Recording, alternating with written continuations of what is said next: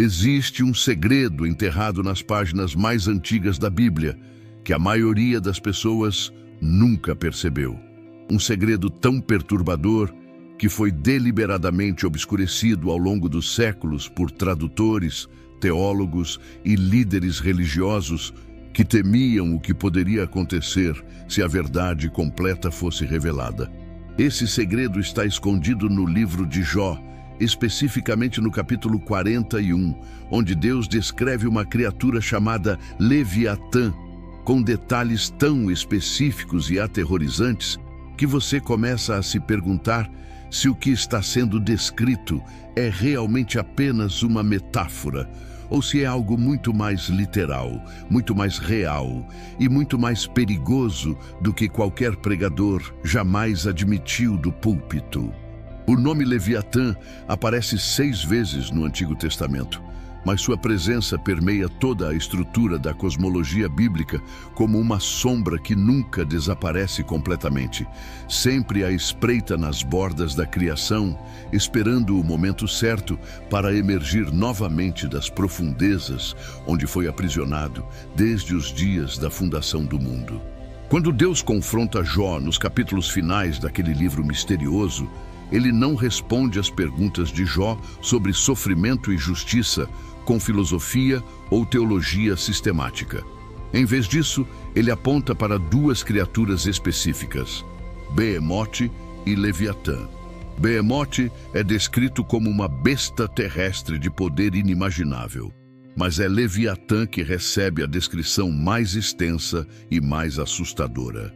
Deus dedica 34 versículos inteiros para descrever esta criatura, mais espaço do que ele dedica para explicar a criação do homem, mais atenção do que ele dá para descrever os anjos ou o próprio céu. Isso deveria nos fazer parar e perguntar por quê. Por que Deus gastaria tanto tempo descrevendo uma criatura que supostamente é apenas simbólica? Por que ele entraria em detalhes sobre as escamas de Leviatã, sobre seu hálito que acende carvões, sobre seus olhos que brilham como os raios da aurora, sobre a fumaça que sai de suas narinas como de uma panela fervente, sobre as chamas que saem de sua boca, sobre seu coração duro como pedra, sobre sua pele impenetrável que faz lanças e flechas ricochetearem como palha? A resposta que a maioria dos estudiosos oferece é que Leviatã representa o caos primordial, uma força espiritual de desordem que Deus dominou no princípio, quando separou as águas e estabeleceu os limites do mar. Essa interpretação é confortável, segura e permite que as pessoas durmam tranquilas à noite. Mas há um problema com essa explicação. Ela não leva em conta o fato de que culturas ao redor do mundo antigo, culturas que nunca tiveram contato umas com as outras, todas descreveram criaturas quase idênticas, usando linguagem quase idêntica. Os cananeus chamavam essa criatura de Lotã e diziam que ela tinha 7 cabeças e servia ao deus do mar Yam. Os babilônios a chamavam de Tiamat e acreditavam que ela era a própria personificação do oceano primordial, uma deusa dragão que deu à luz todos os outros deuses antes de se rebelar contra eles e ser cortada ao meio por Marduk, cujas metades se tornaram o céu e a terra. Os egípcios a conheciam como Apófis, a serpente gigante que atacava a barca solar de Ra todas as noites enquanto ele viajava pelo submundo, tentando impedir que o sol nascesse novamente. Os nórdicos a chamavam de Jormungand, a serpente do mundo que circundava Midgard, no fundo do oceano, mordendo a própria cauda, esperando Ragnarök, quando emergiria para lutar contra Thor em uma batalha que mataria ambos. Esse padrão não é coincidência. Antropólogos e mitólogos chamam isso de arquétipo do Caos-Kampf, a batalha cósmica entre ordem e caos, entre o deus da tempestade e a serpente do mar. Mas o que eles raramente perguntam é por que esse padrão existe em primeiro lugar. Por que civilizações separadas por milhares de quilômetros e milhares de anos, todas contam essencialmente a mesma história? A explicação padrão é que isso reflete uma ansiedade humana universal sobre o oceano, sobre o desconhecido, sobre forças da natureza que não podemos controlar. Mas existe outra possibilidade, uma possibilidade que a maioria dos acadêmicos descarta imediatamente porque desafia suas suposições materialistas sobre a realidade. E se todas essas culturas estivessem descrevendo a mesma criatura, porque todas elas realmente encontraram a mesma criatura? E se Leviatã não for uma metáfora, mas uma memória? E se os escritores bíblicos não estivessem usando linguagem poética para descrever o caos abstrato, mas estivessem registrando testemunho ocular de algo que realmente existia, algo que seus ancestrais viram com os próprios olhos? Algo que ainda pode existir nas partes inexploradas do oceano, que cobrem mais de 70% da superfície do nosso planeta? Considere o que sabemos sobre as profundezas do oceano. Sabemos que mais de 90% do fundo do mar nunca foi mapeado, nunca foi explorado, nunca foi visto por olhos humanos. Sabemos que a Fossa das Marianas desce mais de 11 mil metros abaixo da superfície, uma profundidade tão extrema que a pressão da água esmagaria um submarino comum como uma lata de refrigerante. Sabemos que nessas profundezas existem criaturas que desafiam toda a lógica biológica. Peixes com dentes maiores que seus próprios corpos, lulas gigantes com olhos do tamanho de pratos, organismos que produzem sua própria luz em um mundo onde o sol nunca penetrou desde o início dos tempos. Sabemos que em 1997, a Administração Nacional Oceânica e Atmosférica dos Estados Unidos registrou um som ultra baixo no Pacífico Sul que eles chamaram de o bloop. Um som tão poderoso que foi detectado por sensores separados por mais de 5.000 quilômetros. Um som que correspondia ao perfil acústico de um organismo vivo, mas que teria que vir de algo várias vezes maior que uma baleia azul, o maior animal conhecido pela ciência. A origem desse som nunca foi definitivamente explicada. Quando voltamos ao texto de Jó, com essas informações em mente, os detalhes que Deus fornece sobre Leviatã começam a parecer menos como poesia e mais como zoologia. Deus diz que ninguém pode capturar Leviatã com anzol ou amarrar sua língua com corda. Ele pergunta se alguém pode perfurar seu nariz com gancho ou furar sua mandíbula com espinho. Ele pergunta se Leviatã fará súplicas ou falará palavras suaves, se fará aliança com você ou se tornará seu servo para sempre. Essas perguntas são estranhas se Leviatã for apenas um símbolo abstrato de caos. Por que Deus perguntaria se você pode domesticar uma metáfora? Por que ele descreveria em detalhes a impossibilidade de capturar algo que não existe fisicamente? A linguagem aqui é a linguagem de um caçador discutindo um animal real, um animal que está além da capacidade humana de subjugar. Então Deus passa a descrever a armadura de Leviatã. Ele diz que suas costas são fileiras de escudos fechados hermeticamente, como com selo apertado. Ele diz que um escudo está tão próximo do outro que nem ar pode passar entre eles. Ele diz que estão unidos uns aos outros, aderem entre si e não podem ser separados. Essa descrição corresponde notavelmente bem à estrutura de escamas de certos répteis marinhos pré-históricos que sabemos que existiram. Criaturas como o Mosasauro ou o Liopleurodon, predadores marinhos do período Cretáceo que tinham pele grossa e escamosa projetada para proteção contra outros predadores. Fósseis dessas criaturas foram descobertos em todos os continentes, incluindo depósitos marinhos no Oriente Médio que teriam sido acessíveis a povos antigos. É possível que os escritores bíblicos tivessem conhecimento desses fósseis? É possível que eles tivessem até encontrado espécimes vivos em áreas remotas do oceano? A descrição continua ficando mais específica e mais perturbadora. Deus diz que os espirros de Leviatã lançam flashes de luz e seus olhos são como os raios da alvorada. Ele diz que tochas flamejantes saem de sua boca e faíscas de fogo saltam dela. Ele diz que fumaça sai de suas narinas como de panela fervente sobre juncos ardentes. Ele diz que seu hálito acende carvões e chamas saem de sua boca. Agora, os céticos apontam para essas linhas como prova de que Leviatã deve ser mitológico porque nenhum animal real cospe fogo. Mas isso é realmente verdade.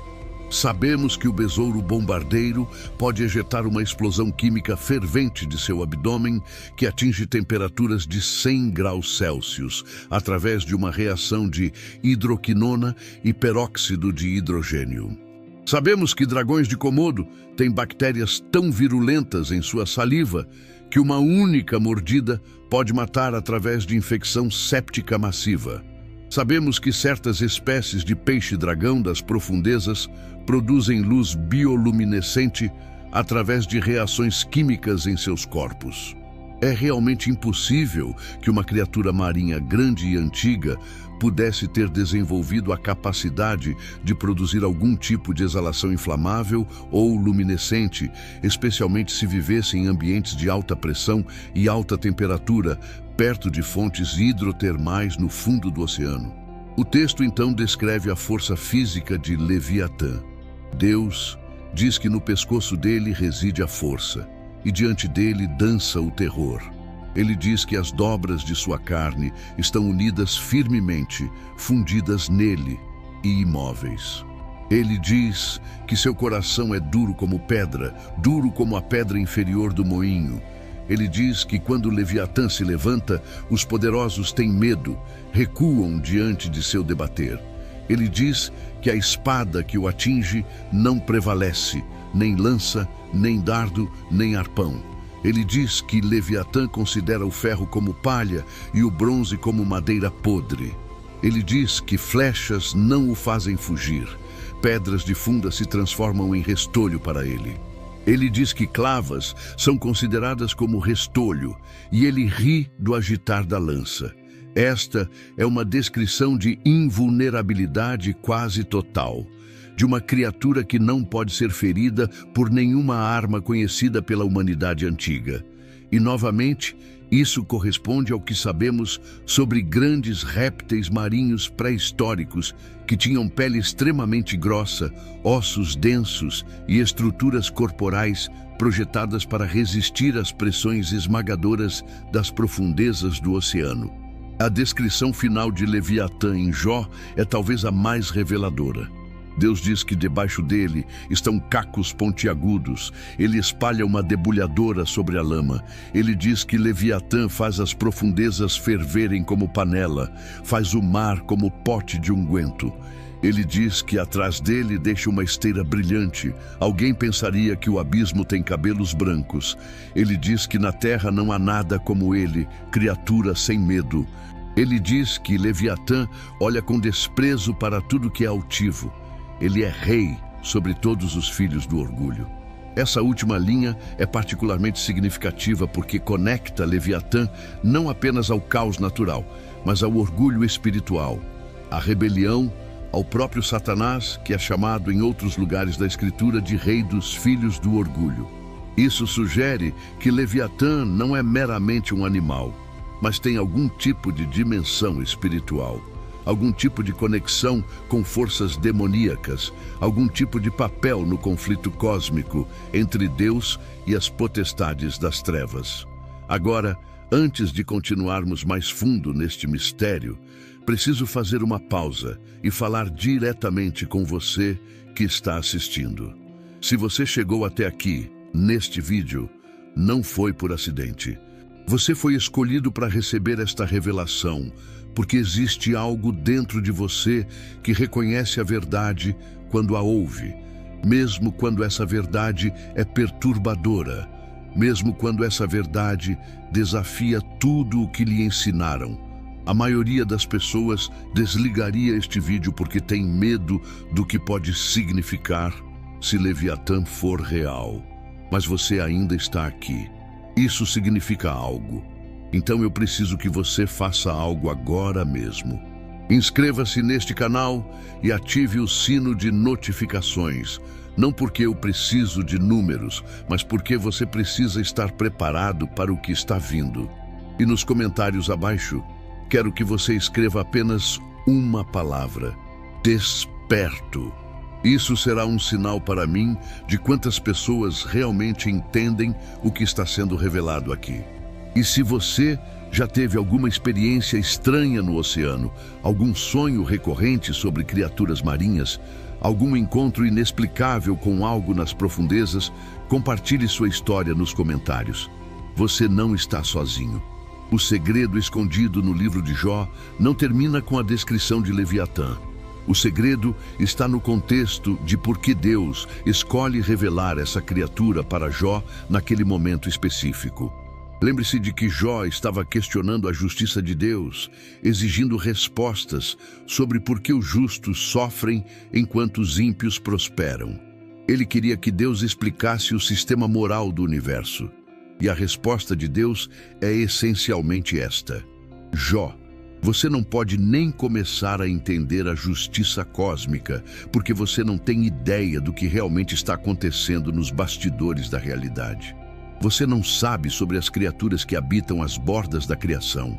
Você não sabe sobre os poderes que mantive sob controle desde a fundação do mundo. Você não sabe sobre Leviatã. Isso revela algo profundo sobre a natureza da realidade bíblica. O universo das Escrituras não é um lugar seguro e domesticado onde tudo faz sentido e tudo se encaixa em categorias teológicas organizadas. É um lugar selvagem, perigoso, cheio de mistérios que a mente humana não foi projetada para compreender completamente. E Leviatã representa o ápice desse mistério, a incorporação de tudo que está além do controle humano. Tudo que nos lembra de que não somos os senhores da criação, de que existem coisas mais antigas e mais poderosas do que nós, de que Deus governa sobre reinos de realidade que nunca vimos e nunca veremos, até que Ele escolha revelá-los. Mas aqui está onde fica realmente interessante.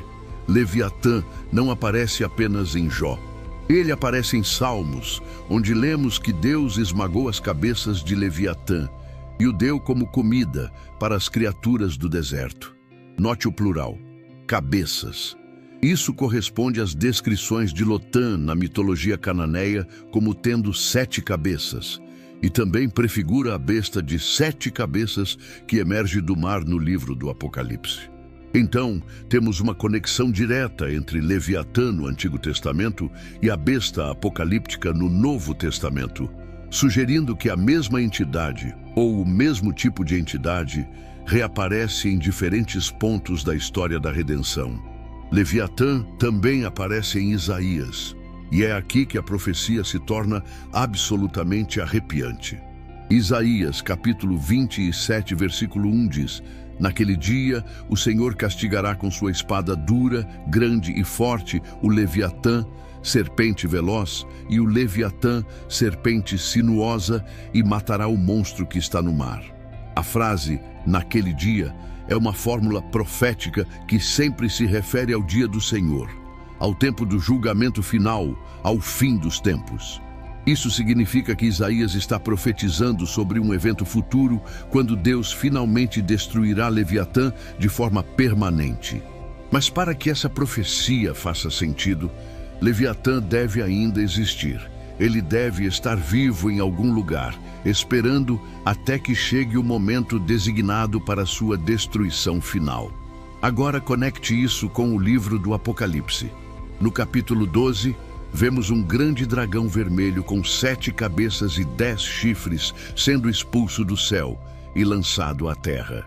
No capítulo 13, vemos uma besta subindo do mar com 7 cabeças e 10 chifres, e o dragão dá a essa besta seu poder, seu trono e grande autoridade. A descrição dessa besta corresponde exatamente às antigas descrições de Leviatã. Ela vem do mar, tem múltiplas cabeças, possui poder sobrenatural e está conectada ao dragão, que é explicitamente identificado como Satanás. O texto diz que o mundo inteiro ficará maravilhado e seguirá a besta. E as pessoas adorarão o dragão porque ele deu autoridade à besta. Eles dirão: quem é semelhante à besta?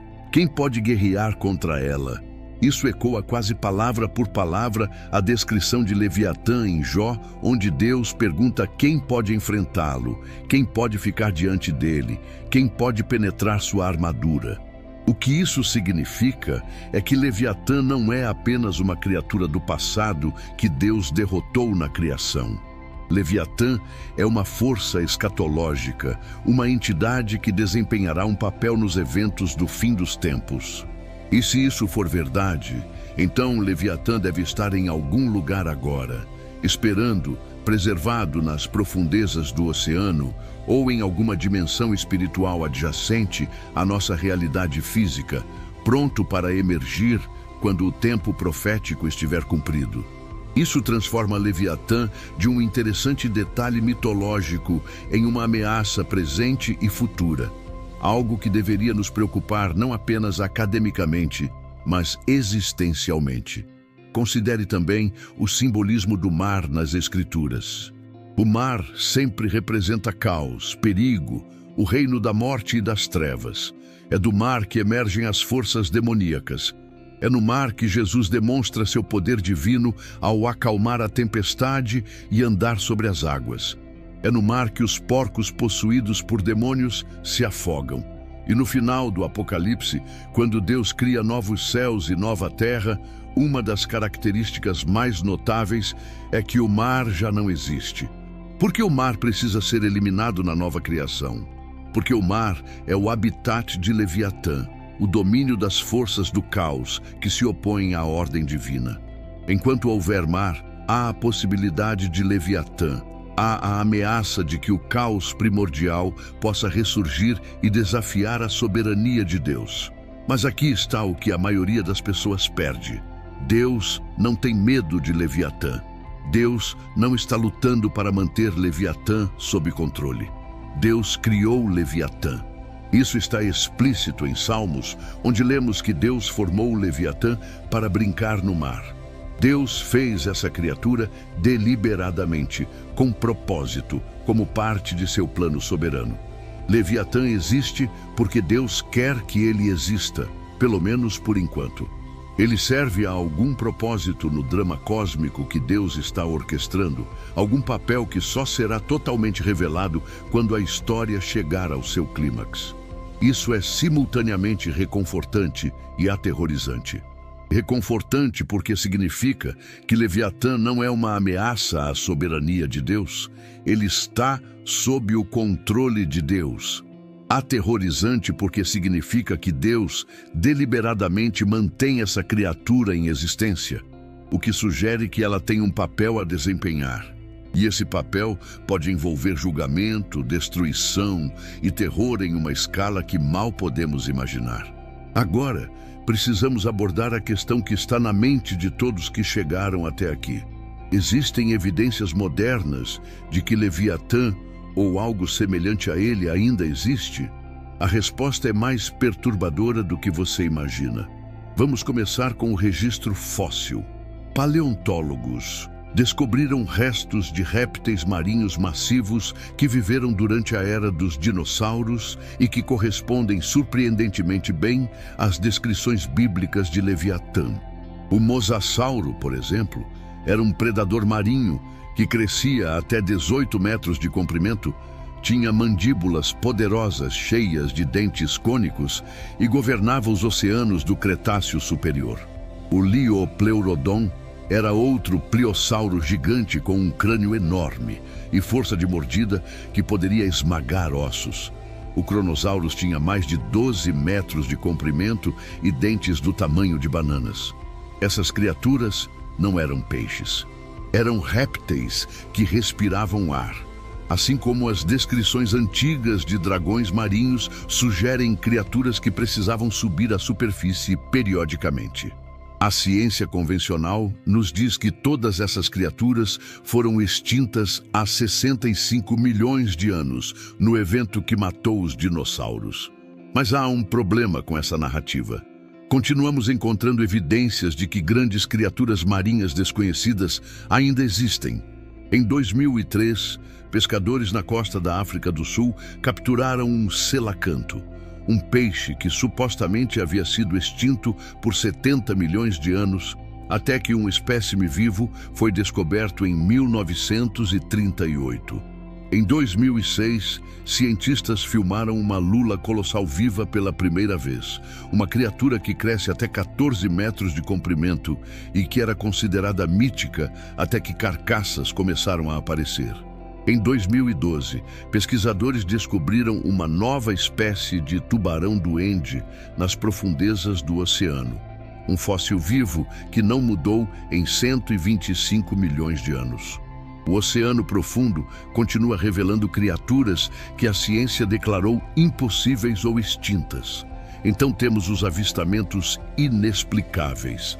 Ao longo da história, marinheiros de todas as culturas relataram encontros com serpentes marinhas gigantes, criaturas que não correspondem a nenhuma espécie conhecida. Em 1848, a tripulação do navio HMS Daedalus relatou ver uma serpente marinha de mais de 20 metros de comprimento, nadando ao lado do navio por 20 minutos. O capitão e vários oficiais testemunharam e fizeram desenhos detalhados. Em 1923, a tripulação do navio a vapor Tresco relatou ser atacada por uma criatura marinha enorme, com pescoço longo e cabeça de réptil ao largo da costa da África. Em 1977, pescadores japoneses puxaram a carcaça em decomposição de uma criatura não identificada, que pesava quase 2 toneladas e tinha pescoço longo, 4 grandes nadadeiras e estrutura corporal que não correspondia a nenhum animal conhecido. Fotografias foram tiradas antes que a carcaça fosse jogada de volta ao mar e até hoje especialistas debatem o que era. Mais recentemente, temos evidências tecnológicas. O bloop que mencionei anteriormente foi registrado em 1997, mas não foi o único som inexplicável detectado no oceano profundo. Em 1996, a NOAA registrou um som chamado Upsweep, uma série de sons ultra baixos que continuam até hoje e cuja origem permanece desconhecida. Em 2002, eles registraram Julia, um som tão poderoso que foi captado por sensores separados por mais de 5.000 quilômetros. Em 2003, registraram continuar Claude 4.5 Sonnet, Slow Down, outro som massivo de origem biológica incerta. Todos esses sons vêm das partes mais profundas e inexploradas do Oceano Pacífico. Áreas onde a pressão é tão extrema e a escuridão tão completa que nenhum ser humano jamais esteve lá pessoalmente. O que está fazendo esses sons? A ciência oficial diz que são icebergs, se movendo ou atividade tectônica, mas essas explicações não satisfazem completamente porque os padrões acústicos têm características que sugerem origem biológica, como se algo vivo, algo enorme, estivesse se comunicando nas profundezas. Então temos as anomalias de satélite. Em 2016, imagens de satélite do Google Earth mostraram o que parecia ser uma forma massiva e alongada nas águas entre a América do Sul e a Antártida. A imagem mostrava o que parecia ser uma cabeça distinta, um corpo serpentino e uma cauda, estendendo-se por mais de 100 metros. Céticos disseram que era apenas uma formação de rocha submarina ou um artefato de imagem, mas quando você amplia e examina os detalhes, a simetria e a estrutura parecem orgânicas demais para serem geológicas. E essa não foi a única anomalia. Mergulhadores e pesquisadores marinhos têm relatado encontros com sombras massivas, passando sob seus navios em áreas de águas profundas, sombras grandes demais para serem baleias, movendo-se rápido demais para serem submarinos, desaparecendo nas profundezas antes que possam ser filmadas adequadamente. Há também os relatos de pescadores de águas profundas que trabalham em áreas remotas do Pacífico e do Atlântico. Muitos desses homens, que passam meses no mar longe de qualquer costa, têm histórias que não contam publicamente por medo de ridicularização. Histórias de redes de pesca sendo arrancadas de seus navios por algo que puxa com força impossível. Histórias de verem formas colossais se moverem logo abaixo da superfície em noites de lua cheia. Histórias de encontrarem marcas de mordida em grandes tubarões brancos. Mordidas tão grandes que sugerem um predador várias vezes maior que o próprio tubarão. Esses relatos raramente chegam à mídia convencional, mas circulam entre comunidades marítimas, passados de geração em geração como avisos sobre o que realmente habita as partes mais profundas do oceano. E então temos o fenômeno das zonas mortas oceânicas, áreas onde inexplicavelmente a vida marinha desaparece ou evita completamente. Existem regiões específicas do oceano, particularmente em fossas profundas, onde os peixes simplesmente não vão, onde até mesmo criaturas de águas profundas parecem manter distância. Biólogos marinhos atribuem isso a condições químicas ou falta de oxigênio, mas em alguns casos essas explicações não se sustentam porque as condições químicas não são significativamente diferentes das áreas circundantes. É como se algo nessas zonas estivesse mantendo outras formas de vida afastadas, como se houvesse um predador de ápice tão dominante que sua mera presença cria um vazio ecológico ao seu redor. Agora, antes de mergulharmos na parte final desta revelação, preciso falar novamente diretamente com você. Se você chegou até este ponto, você não é mais apenas um espectador casual. Você se tornou parte de uma comunidade de buscadores da verdade que se recusam a aceitar as narrativas superficiais que o mundo oferece. E eu preciso que você faça duas coisas agora mesmo. Primeiro, inscreva-se neste canal se ainda não o fez, porque o que vamos revelar nos próximos vídeos vai ainda mais fundo nos mistérios que as igrejas não querem que você conheça. Segundo, nos comentários abaixo, quero que você responda a esta pergunta. Você acredita que Leviatã ainda está vivo nas profundezas do oceano? Escreva sim ou não e explique por quê. E se você já teve alguma experiência inexplicável relacionada ao mar, sonhos proféticos sobre criaturas marinhas, ou se você trabalha em pesquisa oceânica e viu coisas que não consegue explicar, compartilhe sua história. Este é um espaço seguro para a verdade. Além disso, que outros mistérios bíblicos você quer que investiguemos? Néfilim, os gigantes de Gênesis, o verdadeiro significado do abismo? Deixe suas sugestões, porque este canal existe para você, para os que têm olhos para ver e ouvidos para ouvir. Chegamos agora à parte mais importante e mais perturbadora desta revelação: o papel profético de Leviatã nos eventos do fim dos tempos. Como já vimos, Isaías profetiza que naquele dia Deus destruirá Leviatã com sua espada. Mas quando exatamente é aquele dia? O contexto de Isaías 27 coloca essa profecia no meio de uma série de julgamentos apocalípticos contra as nações, culminando na restauração de Israel e na vinda do reino de Deus. Isso significa que a destruição de Leviatã não é um evento passado, mas um evento futuro que ainda está por vir. Um evento que marcará o clímax da batalha entre Deus e as forças do caos que se opõem ao seu governo. No livro do Apocalipse, essa batalha é descrita em detalhes vívidos. A besta que sobe do mar, no capítulo 13, recebe poder do dragão, que é Satanás. E toda a terra se maravilha e adora a besta. Essa besta faz guerra contra os santos e os vence temporariamente. Ela blasfema contra Deus e exerce autoridade sobre toda tribo, povo, língua e nação. Todos cujos nomes não estão escritos no livro da vida adoram a besta. Isso sugere que Leviatã, ou a entidade que Leviatã representa, não é apenas uma criatura física, mas também uma força espiritual, um principado demoníaco que se manifestará de forma tangível nos últimos dias para enganar as nações e fazer guerra contra o povo de Deus. Mas aqui está o que você precisa entender: Leviatã não age independentemente. Ele é um instrumento nas mãos de Deus, assim como Satanás é uma ferramenta que Deus usa para seus propósitos soberanos.